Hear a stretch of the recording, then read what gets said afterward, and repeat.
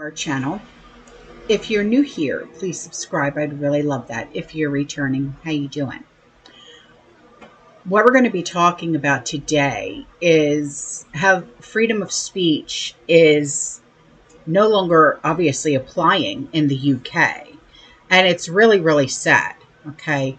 On August 5th, 2025, Devon and Cornwall police interviewed one of my favorite comedians. Her name is Katie Hopkins, under caution at Exeter Police Station, following a complaint about her use of a mocking term about herself. Okay. And it was about the fact that she has epilepsy. Okay. And she did this during a live Instagram comedy session. Now, Katie attended voluntarily. She read a prepared statement protesting the action as an unlawful violation of her freedom of expression rights under the European Convention on Human Rights. And she also refused to answer any questions because she had a lawyer with her. The investigation stems from the UK's Communications Act of 2003, which prohibits grossly offensive online messages amid broader concerns over speech regulations. She was not arrested, and her supporters have voiced solidarity on social media. Now, she herself did fear that she would be arrested if she released this never before seen statement to the police in the UK. So what she did was she got a hold of Glenn Beck, okay, thankfully. And she asked him to release this video for her. So thankfully he did it, and he released it online, and I'm going to show it to you because she explains in detail everything that happened. Okay. And I think it's extremely important that we understand not only what's going on in the UK, but honestly, in my honest, unprofessional opinion, if we are to ever come under democratic law again, I fear that this is exactly what we will be facing. It's Tuesday, the 5th of August here at Exeter Police Station, and I, Katie Hopkins, state as follows. I have attended this interview under protest as I was threatened with arrest if I did not attend. I consider this interview and the police investigation to be an unlawful interference with my right to freedom of expression pursuant to Article 10 ECHR Human Rights Act 1998. I reserve my position in respect of any actions I choose to take, including but not limited to a formal complaint and claim for damages against Devon and Cornwall Police. I run a comedy pub night called the Katie's Arms, live on my Instagram at 8 p.m. on Fridays for 30 minutes. I started the Katie's Arms during the idiocy of COVID lockdowns in order to help people struggling with their mental health. The Katie's Arms is now an international community of people wanting others to live their best life, laughing with me and at me. My audience choose to join me on my Instagram channel live. If anyone was offended, that is their choice. I do not republish or upload this content. It is ridiculous that my comedic speech is subject to a criminal investigation, and as such, my presence here is ridiculous. I will not answer any questions. And that was my statement to Devon and Cornwall Police today. So that video has never been seen before. That video I made on the day that I had to go and be interviewed under caution, which means recorded, 2 officers from the CID, the most serious of the police officers in the UK. CID stands for, you know? Chief Inspector's Division. Okay. Some people say Chief Investigation, but either way, it sort of means these are the big boys. Okay. I was told I would be arrested if I didn't turn up for interview under caution, which is where they record what they're saying. It's basically gathering evidence in order that they can charge you. And I knew, and I was on my tour at the time, a stand-up comedy tour of the UK, and I knew the way the world works for me, that I would be arrested before one of my big events, 1,500 people in my audience, and I won't let that audience down. There will be a show, but not that kind of show. So I went to be interviewed under caution by the British police for my comedy pub night, Katie's Arms, where I made a joke at my own expense, actually about my epilepsy, that is perceived to have caused offence. I get this language right. Is perceived to have caused offence. And for the crime... And you were making a joke about you. Yeah, about my seizures and automatic weapons. Sure. We could join those dots, but it's pretty funny. I have a wine glass in my hand because it's pub night. Everyone knows it's pub night.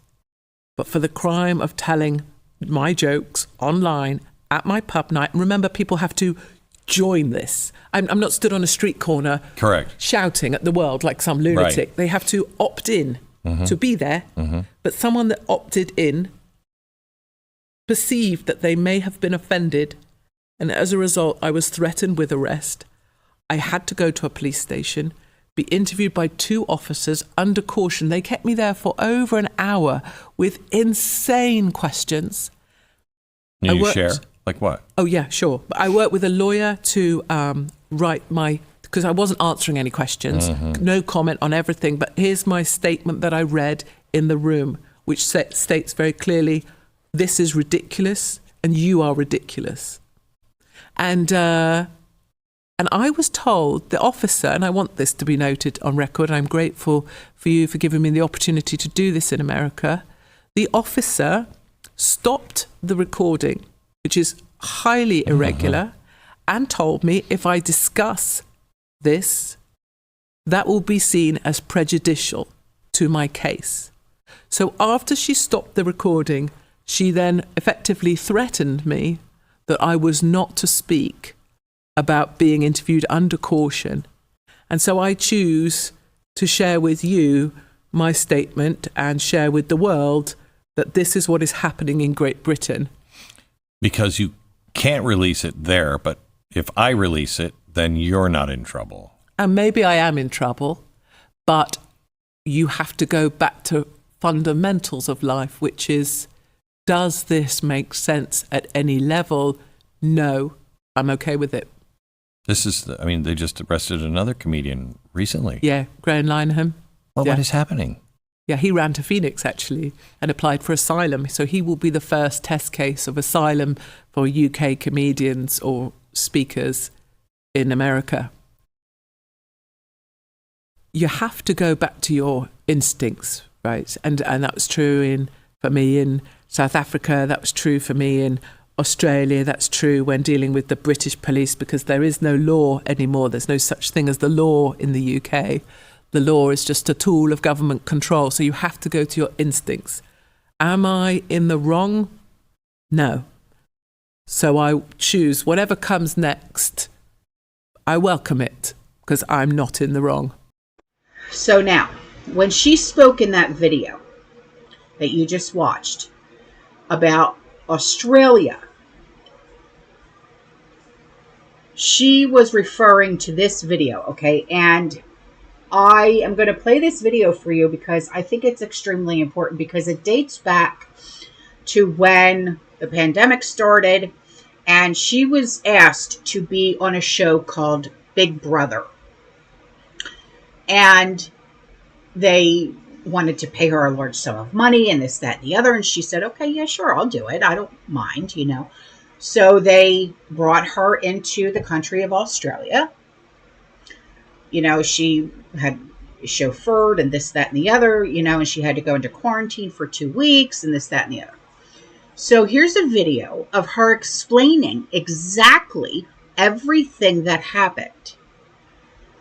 And I was like, oh my God, all because you told the truth. Yeah. I was asked to do Celebrity Big Brother in Australia, and I was offered a huge sum of money, so I said yes. At the same time, Australia's locked down, been locked down for 2 years. No one's allowed to leave. No one's allowed to come back. People can't go and visit their dead gran. People are stuck in the UK, can't get back to their own kids in their own country, but they're going to fly me in to do Celebrity Big Brother. And I'm like, righty, okay, yeah, sure.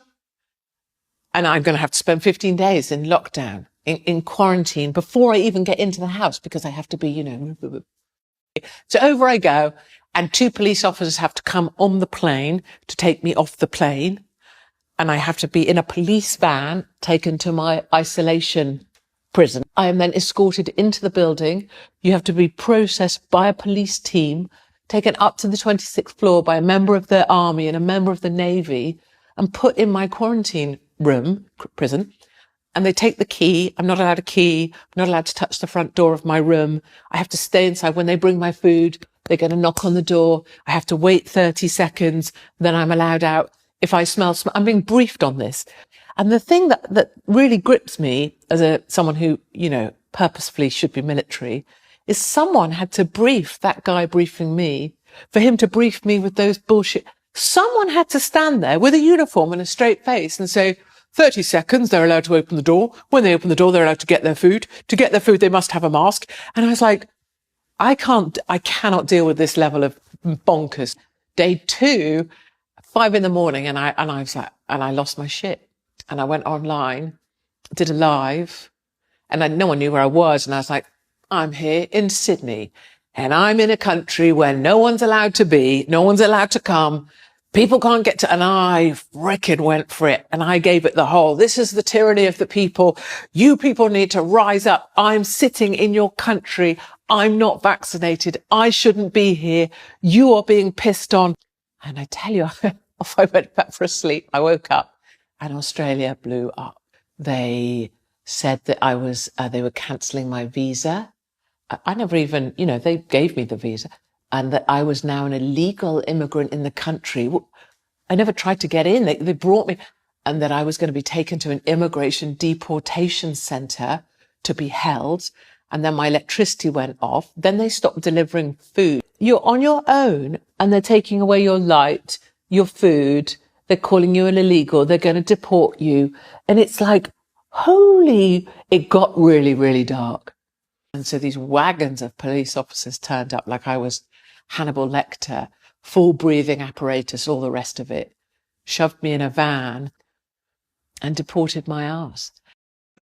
So how ridiculous is it that she faced possible arrest because she made fun of herself? I make fun of myself every single day. I hope the thought police don't show up at my door and try to question me on why I make fun of my jelly rolls. It's just a sad state of affairs when you really think about it. She was making fun of herself. If you don't laugh every single day, you're going to end up crying or being pissy.